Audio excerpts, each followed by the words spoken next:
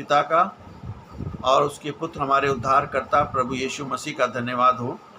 आज का जो मेरा टॉपिक है वो है प्रकाशित वाक्य की पुस्तक, उसका 20 अध्याय 1 से लेकर 3 तक, रेवलेशन चैप्टर 20 वर्स 1 to 3। और ये इस श्रृंखला का वीडियो नंबर 104 है, 104। और यहाँ पे परमेश्वर के वचन में इस प्रकार से लिखा हुआ है, तब मैंने एक स्वर्गदूत को स्वर्ग से उतरते देखा, जिसके हाथ में अथाह कुंड की कुंजी और एक बड़ी जंजीर थी। उसने उस अजगर, उस पुराने सांप को जो इब्लीस और शैतान है पकड़ा और 1000 वर्ष के लिए बांध दिया और उसे अथाह कुंड में डालकर बंद कर दिया और उस पर मोहर लगा दी कि जब तक 1000 वर्ष पूरे ना हो जाए वे जातियों को धोखा ना दे। इन बातों के पश्चात उसे थोड़े समय के लिए छोड़ा जाना आवश्यक है। ये वचन अंत के समय, एस्केटोलॉजी और मसीह के 1000 वर्ष के राज्य मिलेनियम की शुरुआत को दर्शाता है। स्वर्गदूत और जंजीर, एंजल एंड द चेन, यहाँ शैतान को बांधने के लिए खुद परमेश्वर और यीशु मसीह को आने की जरूरत नहीं पड़ी। परमेश्वर का मात्र एक स्वर्गदूत ही शैतान को बेबस करने के लिए काफ़ी है। ये दिखाता है कि शैतान परमेश्वर के बराबर नहीं है, वह केवल एक रचित प्राणी यानी क्रिएटेड बीइंग है, जिसकी शक्ति सीमित है यानी कि थोड़ी है। अगाध कुंड और कुंजी, the bottomless pit and the key. अगाध कुंड यानी कि अधोलोक का कुंड आत्मिक कैद खाने को दर्शाता है। कुंजी अधिकार का प्रतीक है। यीशु मसीह के पास मृत्यु और अधोलोक की कुंजियां हैं, रेवलेशन 1:18, और उनके अधिकार से ही शैतान को पूरी तरह से शून्य और कैद कर दिया जाता है। वर्ष 2 में हम देखते हैं 4 नाम, द 4 नेम्स। यहाँ पर शैतान के 4 नामों का उल्लेख है। अजगर, क्रूरता का प्रतीक, पुराना सांप, अदम के बाग में धोखा देने वाला, इब्लीस या दोष लगाने वाला और शैतान विरोधी। इन चारों नामों को एक साथ लेकर परमेश्वर ने ये साफ कर रहे हैं कि मानव इतिहास को भटकाने वाली असल शक्ति कौन है।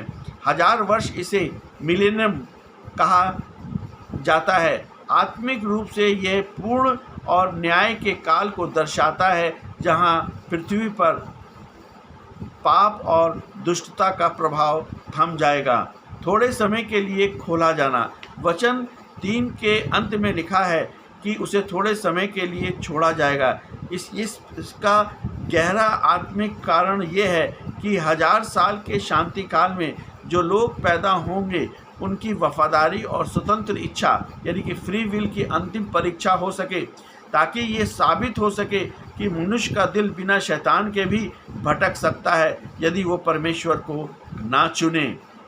इतिहास में वचन को समझने के लिए कलीसिया और चर्च के विद्वानों ने 3 मुख्य ऐतिहासिक और थियोलॉजिकल दृष्टिकोण अपनाया है।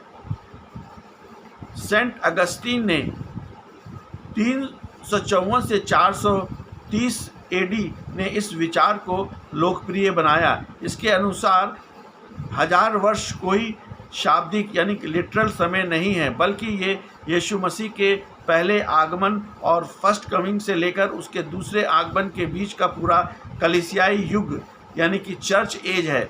यहाँ शैतान का बांधना ये दर्शाता है कि सुसमाचार प्रचार के लिए शैतान की शक्ति को सीमित कर दिया गया है, ताकि वो जातियों को पूरी तरह से भटका ना सके। प्री मिलेनिज्म, शुरुआती कलीसिया, अर्ली चर्च फादर्स जैसे जस्टिन मसीह, इरेनियस का सबसे पुराना विचार था कि इसके अनुसार यीशु मसीह शाब्दिक रूप से धरती पर वापस आएंगे और अब उनके आने के बाद शैतान को सचमुच 1000 वर्ष के लिए कैद किया जाएगा।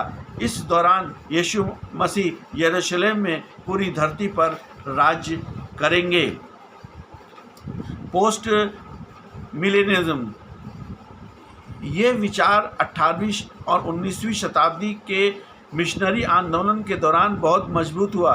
इसके अनुसार कलीसिया के सुसमाचार प्रचार और आत्मिक सुधार से दुनिया इतनी बेहतर हो जाएगी कि धरती पर खुद ब खुद 1000 साल का शांति काल आ जाएगा और उसके बाद यीशु मसीह आएंगे। हाल की 2 विश्व युद्धों के बाद इस विचार को मानने वाले इतिहास में कम हो गए हैं।